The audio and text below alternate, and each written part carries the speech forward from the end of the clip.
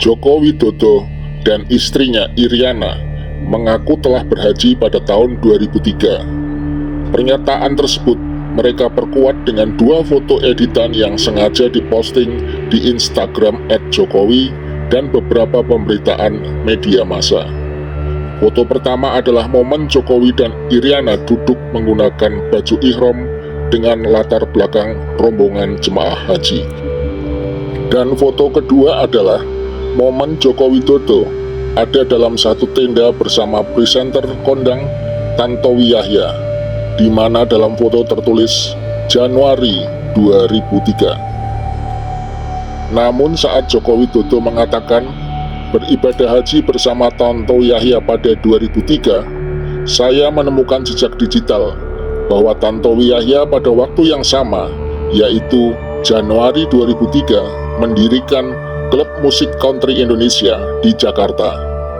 Apakah pada waktu bersamaan, di tempat yang berbeda, satu orang dapat melakukan dua pekerjaan? Yang satu di Mekah beribadah haji, dan yang satu di Jakarta persiapan mendirikan klub musik country. Dan yang kemudian lebih mematahkan pernyataan Joko Widodo sudah pernah berhaji adalah kesaksian dari Tantowi Yahya sendiri baru-baru ini di dalam podcast YouTube milik Mary Riana pada 30 Maret 2024. Saat ditanya pengalaman spiritual apa yang pernah terjadi pada diri Tantowi, dan Tantowi menjawab, bukan pengalaman ibadah haji bersama Jokowi, tetapi pengalaman ibadah umroh, yang mana itu artinya Tantowi belum pernah ibadah haji pada 2003 bersama Joko Widodo. Marilah kita simak kesaksian Tantowi Yahya. What is the most spiritual experience yang you've ever encounter? Pengalaman paling spiritual yang kayaknya itu nggak mungkin bisa terjadi kalau bukan karena kekuatan Tuhan atau kekuatan di luar manusia. Wow, ini bisa saya cerita agak elaboratif ya, agak panjang ya. Iya. Jadi saya pernah naik haji tahun 2000, bukan haji, umroh tahun 2013 gitu ya. Nah jadi kalau kita naik haji itu, ini bicara Islam ya, kan ada dua kota suci yang kita datangi, kan Mekah sama Madinah. Nah di Madinah itu ada masjid besar yang disucikan, namanya itu Masjid Nabawi. Nah di dalam Masjid Nabawi itu ada makam Rasulullah. Jadi Nabi Muhammad itu dimakamkan di sana.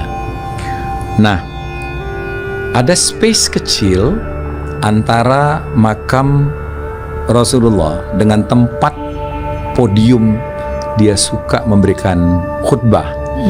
Ada taman kecil banget, itu namanya Taman Raudho. Taman Raudho itu artinya taman yang indah. Taman ini diperebutkan orang, bayangin deh, ratusan ribu kan orang ngantri untuk masuk ke tempat yang sejengkal itu. Kenapa? Karena itu tempat paling mustajab berdoa. Tempat yang paling mustajab berdoa itu udah di situ. Bayangkan panjangnya antrian ya. Orang nahan pipis segala macam. Enggak, orang berdiri aja. Saya ikut loh antrian itu. Ikut Mary.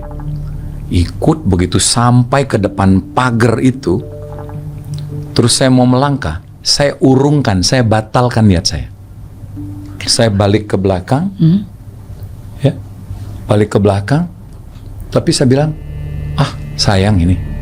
Kenapa coba saya batalkan? Karena saya nggak tahu saya mesti mau doa apa.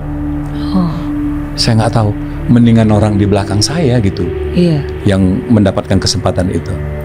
Akhirnya, ya udahlah saya bilang. Saya kemudian akhirnya masuk karena saya lihat ada tempat kosong. Bayangan Mary, di tempat jajaran orang lagi duduk tuh ada tempat kosong.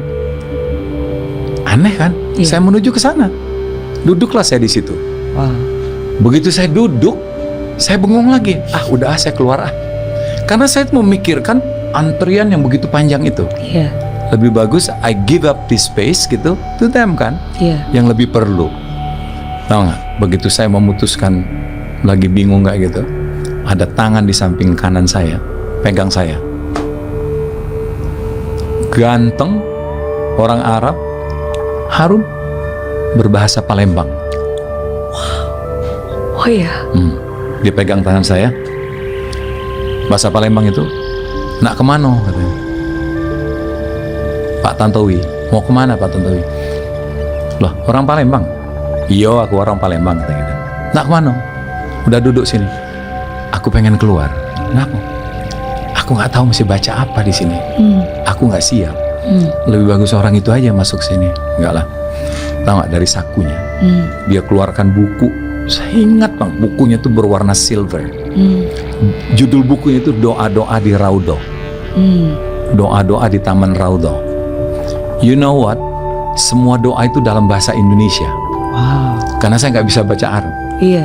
Jadi bayangan ya, ada orang ngasih saya buku doa untuk di Raudhah Tempat dalam itu. bahasa Indonesia. Iya. Dah, saya baca.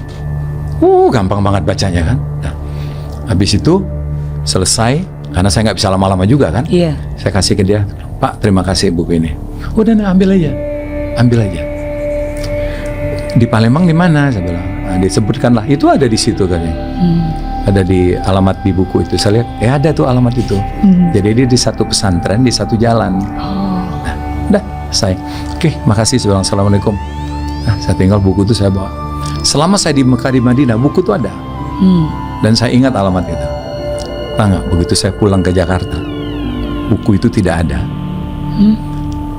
Saya cari-cari, buku itu tidak ada. Dan saya tanya kakak saya di Palembang, Kak, dia bilang, tolong kamu cek. Ada pesantren di jalan ini nomor sekian. Iya. Kenapa? Enggak, saya mau berterima kasih sama Ustadz itu, saya bilang, karena dialah menolong saya. Ya udah, jalanlah kakak saya. Nah, kakak saya cerita, nggak ada toh katanya alamat itu. Itu toko. Nomor itu ada, tapi toko. Tapi tidak pernah ada pesantren di situ. Saya tanya di situ. Masya Allah. Siapa orang itu? Iya. Ya.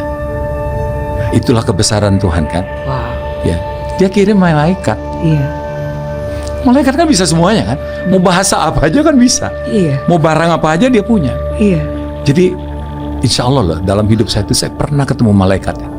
Semoga kesaksian Tantowi Yahya ini bisa membuka tabir kebohongan Jokowi yang mengaku telah menyandang status haji sejak 2003, di mana hal tersebut dilakukannya untuk menarik simpati dari masyarakat Muslim di Indonesia terhadap seorang bernama Joko Widodo alias Jokowi.